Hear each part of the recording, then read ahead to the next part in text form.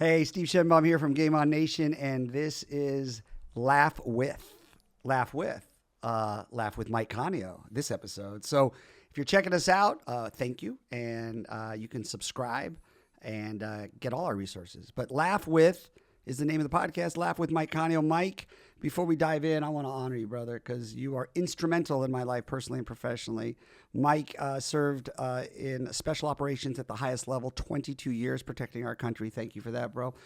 Mike is the president of Tilted Optic, a consulting firm, but also Mike teaches Game On. And is a consultant for us and does an amazing ability to lift our curriculum. And Mike, your gift, one of many, aside from being a really good networker, you connect people really well. You've got an amazing ability to help people that are talking about really complex conversations, complex topics in a learning and development fashion. You help people do that in a way that's engaging, and you've been a pioneer in getting difficult, complex topics into the DNA of a culture versus it being looked at like an elective. So anyway, Mike, good to have you, brother. Glad to be here. Yeah, appreciate you so much. So Laugh With, you got to start by not getting heavy because that would be kind of a contradictory laugh with. What's brought you joy, man? What's brought you some laughter? What has put a smile on your face, let's say in the last week? And then we'll get to the fact that we have matching shoes. But go with the laughter first. Yeah, I'll say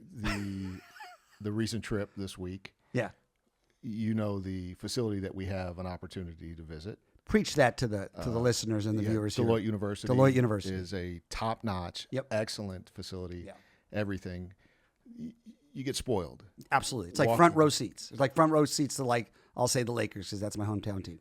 So Chris was raving about some low country grits. Chris Friday, colleague. And did you say low country grits? Go. Run with that. Low country grits. So I had a colleague that doesn't like grits. He's from Venezuela. Okay.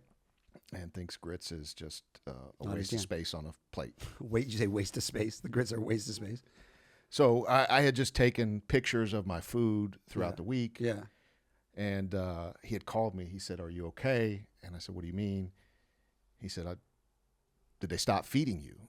Because I stopped getting pictures and text from you about all the things that you were able to experience while at Deloitte University. Nice. So I had this moment of feeling like a young influencer. How great is my life? And so I just had to stop taking the pictures. So we had a good chuckle. It was a laugh at moment. And you have to earn the laugh at, right? You Absolutely. talk about laugh with right now, Mike Kontio. But my theory is, I think you know this, is earn the right to laugh with, and then you can add a little bit of that laugh. You start laugh at early, right? Then the guard goes up. Yeah, I think there's a cognizant of earning the right, as well as who's around you in the space when you're sharing a laugh at. That's good. That's good. Go further on that. I have an idea where you're heading, but I want you to unpack that. So if you and I have earned the right to laugh at, being cognizant of who else is in the room, so that doesn't become the standard, and those that haven't earned the right, either assume that's the norm. Mm-hmm. Without understanding the context, or B, try to join in that laugh at moments, and they haven't earned the right. We're going to go there, and we didn't structure this. We have some framework, but the reason we don't want to script the whole thing out is we don't have these little pivots. And I knew you were going to pivot, Mike. You're like that. You do this. See, special ops, 22 years. He loves the pause. Before we dive into that, though, Mike, can I acknowledge that we have the same matching shoes? And I coveted your shoes first. So even though I asked my guests, what's the laugh with moment? My laugh with moment truly was about an hour ago when you showed up to the office, and we did not plan it, right? I didn't call you or text you and be like, hey, dude, what shoes are you wearing? I didn't do that, right? Nope. I knew with 100% certainty. And can we just show them to the camera? Show them the camera. There we go. And I'm not going to lie, my burgundy. Are they seeing the bottom or the side? I don't know. I'm not in charge of the shot. That's a laugh at moment. Yeah. White shoes. Mike has these white shoes, bottom. I went out like the next day after I saw him wearing these, and I went and found the exact shoes, and I wear them. And I knew you were going to wear those shoes. All right. So you're talking about laugh with. Wait, what's the quote about imitation? Imitation is the best form of flattery. I encourage you to read the rest of that quote. You know what? I knew we were going to pivot again. I knew we were going to pivot the rest again. of the quote. There is a second part to it, right? There is. Which actually says something about, so don't imitate people. Do you know it? It's a cliffhanger. Bro, no. You can't, don't do this. You can't be on the podcast and then covert this and special op it, man. You can't do that because not only is I don't know the summary is it's the sincerest form of flattery, right, for those who have no form of imagination. That's what it was. It is. Oh, it's reading the whole quote's a lot. I just read that like 2 weeks ago. We did not plan this. Yeah, it's imitation is the sincerest form of flattery for those who don't have the imagination to come up with something on their own. Something like that, yeah. That's a whole blog. Read the second part of the quote. We like to contextualize. That's good. Yeah. Look at you, man. You're pivoting the pivot to the pivot. Who is hosting this podcast and who's the guest?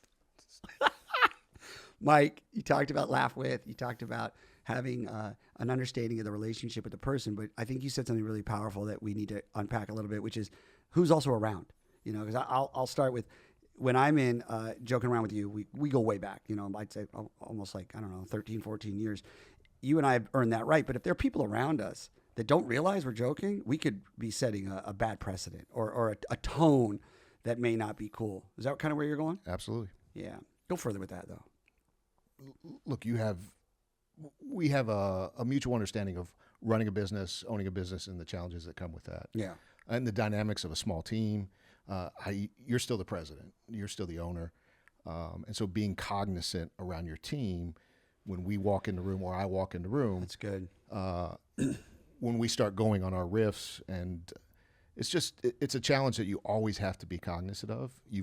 I've learned through some mistakes of taking that, not being aware of that, and then it comes back, and it's a challenge to correct. You remind me of even thinking about one of the industries we work in the sports world. Let's say you're a really good friend of like the head coach. You're the bench coach, you know, for a baseball team, and you joke around as a bench coach to the head coach. You have that rapport, but there's a player trying to make the team, and they watch that. It's a completely different lens. Yeah, yeah. Probably different age range, different season of their life, but also you could create a bad precedent. You could say that, equate that to CEO and a new employee observing. Have you found that in the military? You know, without diving into, you know, confidential or classified information, but if you found with the ranking in the military, you chopping it up with someone at your level towards the tail end of your career, and someone who reports up to you, observing that, and that lens change. Yeah, two things. Yeah. So let's go back to the introduction. Yeah. I would say, you know, I've worked with some of the greatest leaders in this generation we'll probably never hear about, and I'm honored to have that opportunity. My claim to fame is I think I gave those individuals the opportunity to be great leaders. Jake is probably will attest to that. So going back probably over a decade, I can think about when I had first heard the rules of the game. Game on's rules of the game. Game on rules of the game. Laugh with, not at. Yeah. Have each other's back, and celebrate small wins. Yeah. And with the small team that we had at the time, and self-deprecation is a form of laughing at. Yeah. So what I had instituted was just an entire rule of just laugh with. That was the only, not laugh at if you've earned the right. It was just laugh with. And this is when you were in the military. This was in the military and newly introduced to Game On. Got it. Which was, again, like over a decade ago. Because I saw some of that laugh at, to include the self-deprecation, permeating in whether our presentations or office. And so we adopted that as kind of our central theme. That helps me transition into when you were at Joint Special Operation Command in Fayetteville, and that's when we first met. And you brought Game On in, but I want to go more to you. You were dealing with some really, really complex topics, and you were a pioneer, Mike. You don't boast about this. You were a pioneer in trying to get these complicated topics into the DNA of the culture versus having things be seen as like electives, or we're going to spend Tuesday at 5 p.m. for a half hour addressing X, Y, and Z. And the minute you're doing that at Tuesday at 5 p.m. is you're telling everyone it's not the main. Talk about how you were able to create complex discussions and make them engaging and make them a bit more palatable to an audience. So let me preface, go backwards to go forward. I think currently, as you introduced, military veteran, 22 years. Yep. Business owner. Yep. Consultant for Game On. Yep. Full-time student, now working on my graduate program. Yep. Husband of 28 years, father of 3. So I say that like we're in this together. I don't have it figured out. I every day I'm learning. I would tell you that taking education at this stage in my life is a lot different than at 19. Oh, that's really, and you're taking a class to get your master's, right? Correct. Yeah, that's a great one. So I say that to frame, I've always seen a strategic landscape. It's just natural. It's how I... For you. For me. Yeah. It's easy to see, to connect the dots strategically. Now, sometimes I can't see the trees through the forest. So I've learned I always underestimate time and money. And so I have to calculate that into my decision-making process. But I think for me at the season which you're referring to is having been on the side of either a leader managing time and resources or being a participant in having to meet those requirements. You sit in an audience and you sit there and you understand, and maybe I'll just use the analogy of a formation. Okay. Right? In a formation in the military, every Friday we would use safety briefs. And they would tell you, don't do this, don't do that, don't do this, and don't do that. And while you're in the formation, you're thinking, you're only saying this because it's about you, so that when you go pick me up Friday or Saturday night, you can tell your leadership that I told him so. But yet when we step into the roles of leading, we do the same thing. And so when I had the opportunity, I was going through a transition in my career, looking at different programs to be able to support the organization. I spent about six to 9 months going through different programs, trying to figure out what would work. And I had come across you teaching at Fort Bragg. I think the Embassy Suites had just opened. You were doing a Wounded Warrior or a caregiver conference. And at the time, I had no idea what a caregiver conference was. What that was is a supporting wounded warriors and spouses that were providing care for those wounded warriors. And so I saw it, and immediately I knew this was something that we could use to address all of the challenges or issues that we had operationally, administratively, personally, professionally. And I'm not asking this to turn this into like some Game On promotion, but like I am genuinely curious. What is it you saw? You know, as Game On instructors, sometimes we don't have the objectivity. In fact, I think anyone in learning and development who's really close to their curriculum sometimes loses the sense of what it is about that curriculum that impacts others. What did you see? If you would ask me when I saw it, I don't know if I could have told you. I think even in the evolution of Game On 1.0, 2.0, 3.0, I think we've had an opportunity to unpack that, digest it, maybe frame it, try it on different ways. But I just knew at the time that was something that could be leveraged across all disciplines, and it could be implemented across all domains and corporations, military and corporation alike. We don't have to get into major detail, but I have to give you credit. You not only saw it, you did something about it. There's one thing for people to go, wow, that's cool. You know, without getting into serious detail, but Mike, I want to talk a little bit about, you saw something, you're like, all right, we're going to implement this and try to help learning and development specialists in Joint Special Operation Command, like deliver materials and briefs that can be really, really complicated. Across operational and professional, personally, correct? Yeah. And that has happened, a decade later? Yeah. So I would tell you that a challenge for me, I recognize, is influencing up, right? So if you see the landscape, you assume others see the landscape. Now, that's probably metaphorically good for what's going on in our current environment, but how do we communicate effectively where people are versus where I'm at? And so I think those that saw it initially had the same, it's great experience.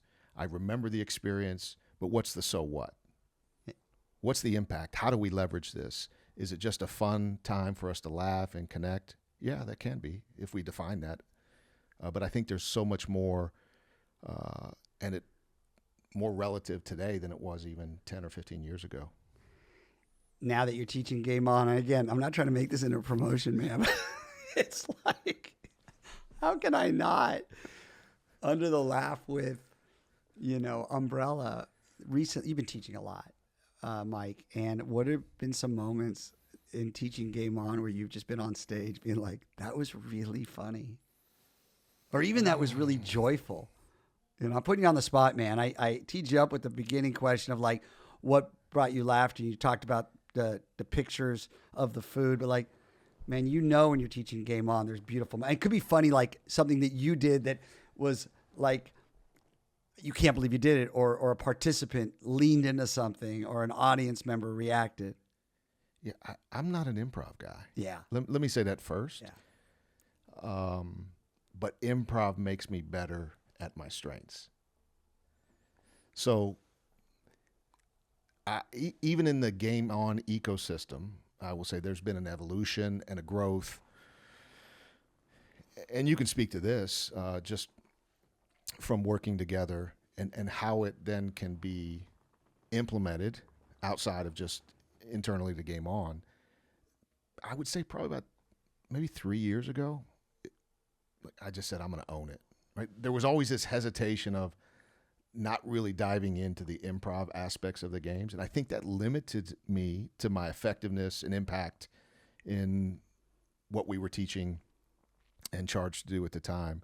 So when I decided I'm just going to own it, I'm going to feel silly. Not that that's what colleagues or audiences are thinking, and get out of my own way and just have fun with it. There's an exercise that we do often, Empathy Detective, that has become one of my favorite exercises. Which is really interesting. And Mike, we're switching gears a little bit, but in a great way. We're really talking about different styles of engagement techniques.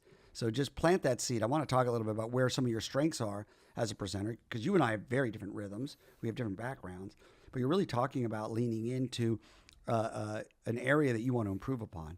But Empathy Detective, I have to acknowledge, is one of the most improv-based exercises we have. There's a whole intrigue factor where one person's coming into the room, not knowing what they're walking into. The three people on stage know the situation, know the scenarios. And the audience does as well. Which we call dramatic irony in the theater world. It's dramatic irony. So the audience knows, the three people on stage knows, and the person that's coming in has no idea. All they know is they're walking into something good.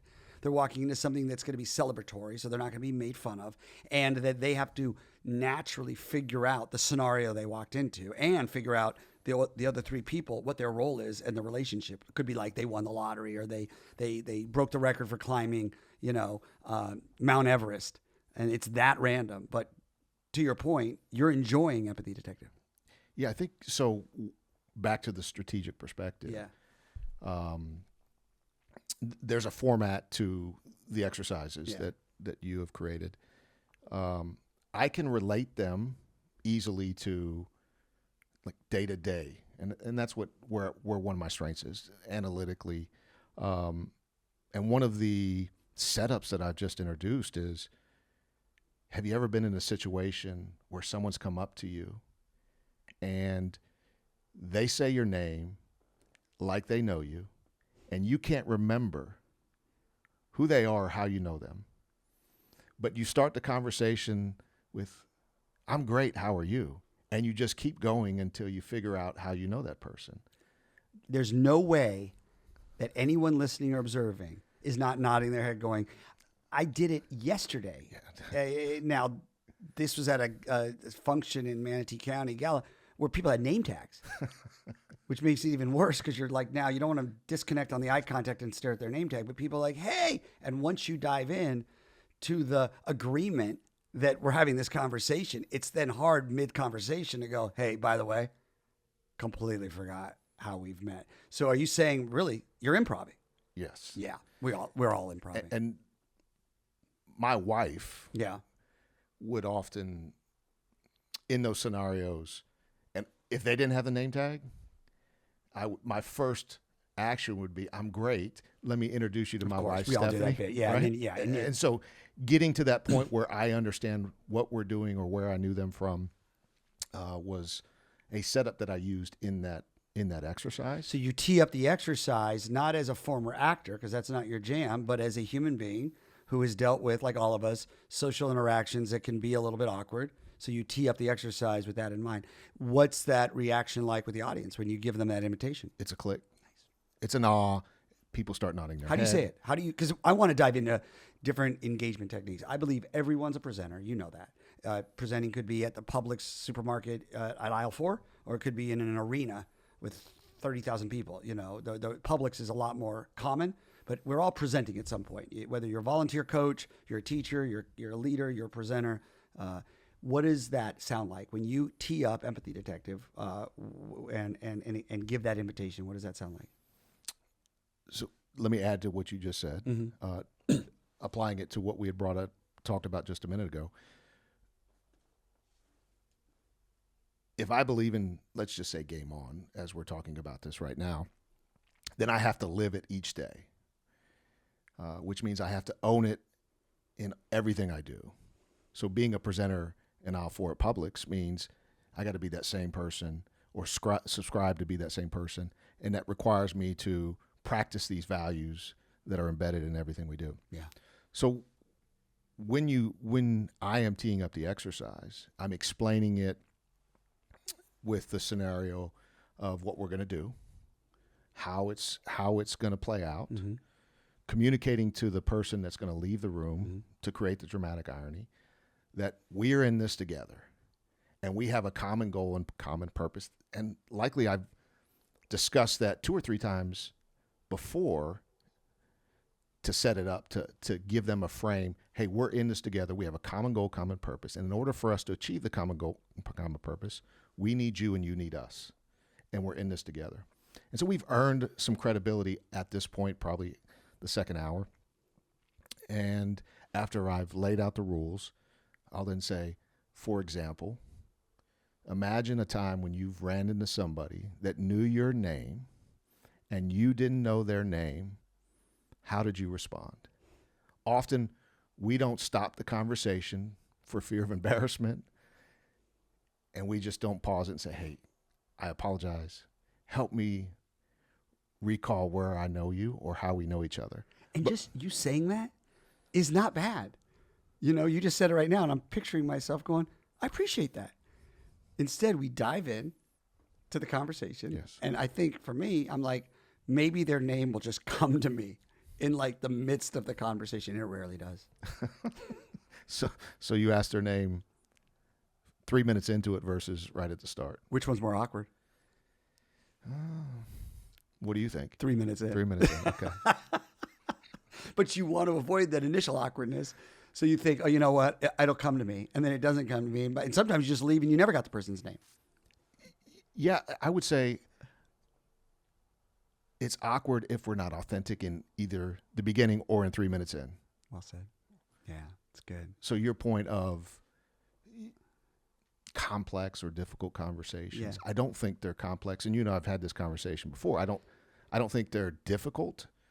I think conversations have different weight and significance, but they're just conversations. And so when we attach a belief and an emotion to something, we then give it more significance and anxiety than what's needed for the conversation. Do you think, and I'm going to get to engagement techniques and teaching, do you think that helped you, that perspective when you were in special operations? Not connecting an emotion to something, not connecting unrealistic sense of fear to something, I don't know. I don't know if I had the awareness when I was there growing up, because there is some the luxury of being in organizations that have the ability to recruit, assess, and select the resources. So talent management starts with talent selection, and they have that resource. So there is a luxury of being around high-performing people. Yeah, but bro, you got selected too. Give yourself some credit. Yeah, but you're learning through the system that's built on a backbone of 200 years. Yeah, you're being humble, but thank you, Mike. Yeah, I would say I don't know if I had the awareness when I was there. I would say it helped shape or tease out what my strengths are, help me become, it's what I did, it's not who I am. So you talked about not being an improver, but I love how you reframed it. We're all improving. Improving when we're in social situations. And for you to tee up that exercise, empathy detective, and let the audience know, hey, we've all been there. They immediately then put themselves in the scene versus, hey, we're going to do a fun improv exercise. If you just say that, it's just a bunch of actors in the room going, I connect. And please don't call me. Yeah. Please don't pick me. And if you're in a corporate setting, a sports setting, military setting, the amount of actors in the room are probably the Game On instructor and maybe someone who took a theater class. And if I'm there, the Game On instructor is not an improv expert. Well said. That puts me right into this transition, which is engagement techniques. We have a lot of them. Breakouts into tables, pair-offs into twos, competition exercises, scene-based exercises, circle up, group exercises. What would you say from an instructor perspective is one of your strengths as a facilitator, and what's that area that you're trying to improve? And I ask that because I think everyone needs to think of themselves as presenters and think, what areas are they gifted at and what areas can they improve upon with regards to engagement techniques? Let me first ask you, I have just recently found out I have a call sign in the office. You know what that is? Well, now listen, this is a laugh with, bro. This is a laugh with because it goes over 10 years. Oh, I love where we're going. I believe because I'm actively involved in the office. Lima Papa? What's that? Lima Papa? I believe the call sign is long pause. Yes. So let me just break it down a little bit. I'm going right to camera for this one. Mike Kontio here, my brother, 22 years in special operations. I'm giving him all the father, husband, good human being. He has an ability to lean back and pause. Now, I don't know if you know me well enough, but I would say my strength is not the pause, which might be why we're good partners. Long pause. Where did long pause come from, bro? This office. You don't get to make your own call sign. Yeah, but what I'm saying is you can't. Jake gets Magnum. I get long pause. Bro, listen, I don't even know. What's mine? High kick? No, that's what you do, not who you are. What's mine? No, this isn't about me. It's about you, bro. Don't turn the question into a question into a question. Why do you think long pause? Why? I think it's my wife finishes my sentences.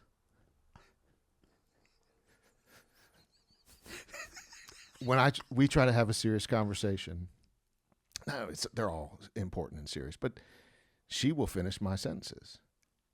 And it's not what I'm saying often. It's just that I'm pausing and she's interpreting that as her opportunity to speak, or the conversation's not flowing. But it is a strength of mine. Yes. Because it's a strength. Yeah. I have found, and going back to, we knew you had the opportunity to meet James Gearkey. Yeah. James Gearkey. He had shared something that happened in his job that he had done that really resonated with me at the time, where we can be impactful and influential without saying anything. And when I understood that, I throttled back and figured out how do you use that technique. And what I found was, as a strategic thinker, I like to make informed decisions. And to do that, I need information.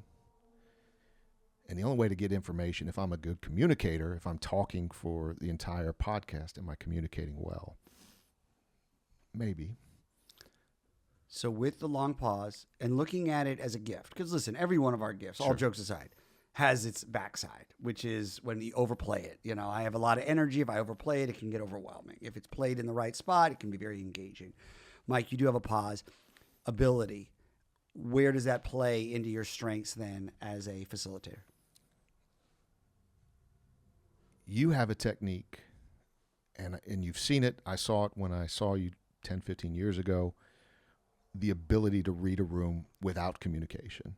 You've just learned that. That's a skill of yours. You can read a room, not even read a room. Are they left-handed or right-handed?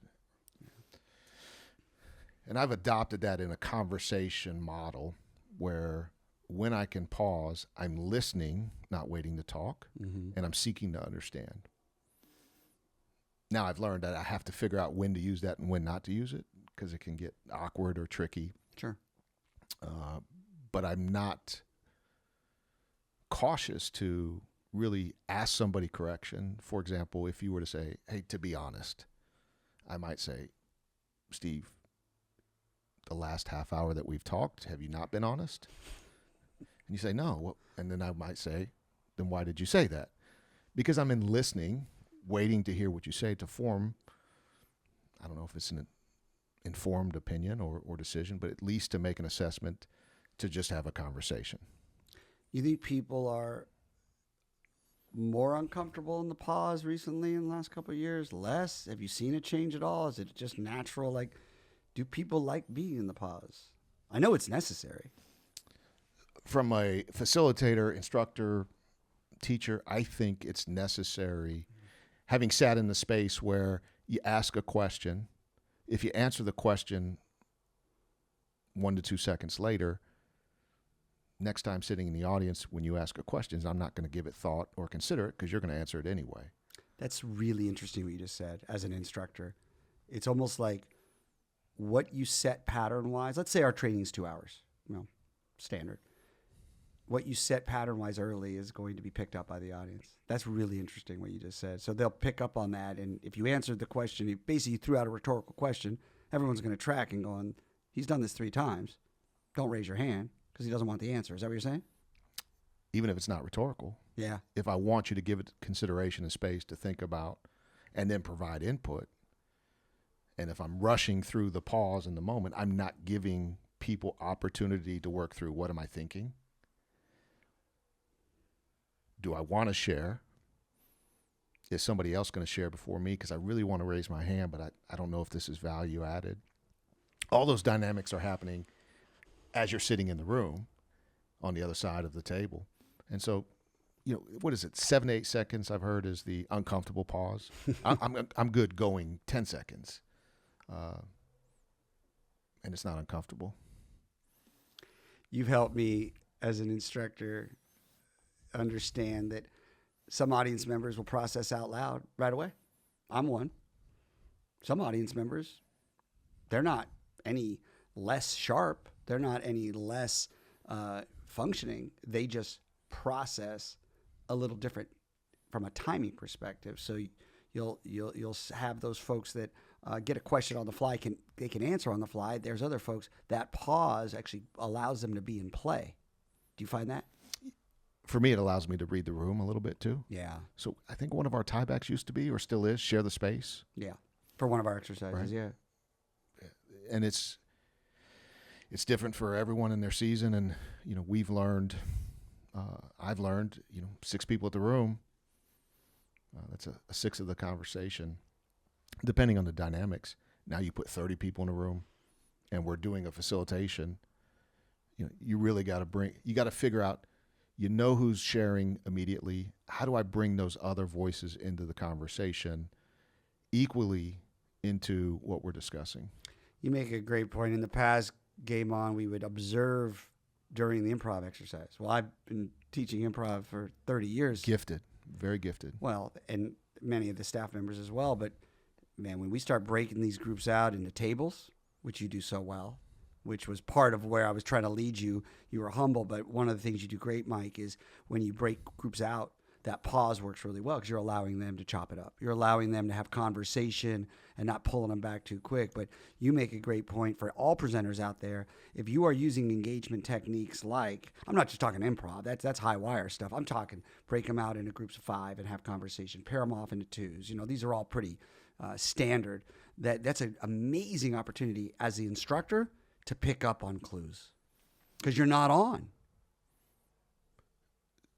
Some of it was, the dynamics here for me were twofold. One, are we having the conversations that we need to be having? I can lean towards the transactional, and so there's dynamics that are happening outside of the operational, and those conversations are equally important. Earning the right with the relational equity that at times we may not be able to have them, but we still need to have them. I think that muscle over time, at least in my sphere, there was atrophy and we weren't having those conversations. So when we adopted Game On, it was kind of a multi-facet here. I needed the audience to really experience it and then unpack it, right? What did this mean? What's the so what? But I also needed information from the audience to gauge impact, to gauge how do I define it. So I was actually leveraging the forum that we had at the time to gain information, then so that we could justify or articulate why we needed a program like this. So good. If our themes, and I say themes with an S, Mike, because kind of touched on the power of pause, which you are gifted at, various engagement techniques that we need to all as presenters assess and do some reflection and say, where are we gifted in those engagement techniques, and what are areas that we could improve? You know, to your strength is my improvement area, and probably my strength is your improvement area. If we unpack it, improv and doing improv exercises and seeing people's giftings on the fly is something I've just built over 30 years. And you breaking people out, letting them breathe, observing their conversations, asking good questions is one of your strengths that I'm working on. With all that said, what would be under the umbrella of the power of pause, engagement techniques that allow for complicated topics to be meaningful and moving? What would you say are some tiebacks and takeaways for our listeners as they think about their presentation style? Just want to ask a question. I knew it. I'm right at camera. I knew that question was going to get a question. I knew Mike's doing what he does. I just want you to know what's happening right now. Watch. Did you know that I signed up for an 8-week improv course? What? Yeah. Did you really? It just occurred to me because it's the end of this month. I did. A live improv class? Yeah. Every Saturday I have to go to this improv class. You don't have to. You get to. Yes, you get to. Ooh, what's up, man? What's up? Spitfire! You get to. You get to. Not have to, because have to would be like a chore. Yes. Well, it's a stretch. I need to frame it. No, you you're need right. To frame it. Yeah. I don't. See what I'm doing? I'm doing what you do. Yes. I'm psyoping the psyoper. Well played. Thank you very much. I've had 45 minutes talking to you. So you get the opportunity to do an 8-week improv? 8-week improv. What would the thing that I need to do in equivalent to what you're rucking right now? Do I need to go to a logistics class? Ooh. What? Are you ready? Oh, geez. This is just a question. That doesn't mean I'm committing to it. What would I have to do if the equivalent of your going to an improv class for 8 weeks to stretch out with 22 years in special operations with all your what would my equivalent be? 1 full day, not talking. I can't do it, but I tried to count to 10 because you had said that. I don't know if that's the equivalent. But that's the first thing that came to my mind. That was a laugh with, right? That was. Takeaway. Let's go. Tilted Optics Solutions is the name is based upon how do we tilt the optics slightly so we can seek to understand. I think conversation, we focus too much on the bigger picture and we can't make informed decisions or opinions, that we need to get more community-based in our conversations and our focus. That will permeate outwards. So if I had to, 2 things, seek to understand. Love it. And listen, don't wait to talk. That's awesome. And I will say, Mike, you do both of those really well. I mean it. And it's been fun to watch your gifting show up in this conversation. Man, you have been a blessing to Game On. Has it been 45 minutes? I don't know. I don't take, count time. It's been 46. Now I'm thinking about, can I be silent for a whole day? I can. I just feel bad for those people that don't get to hear me talk. Our videographer, Bryce, just laughed. So how would you frame that for my situation?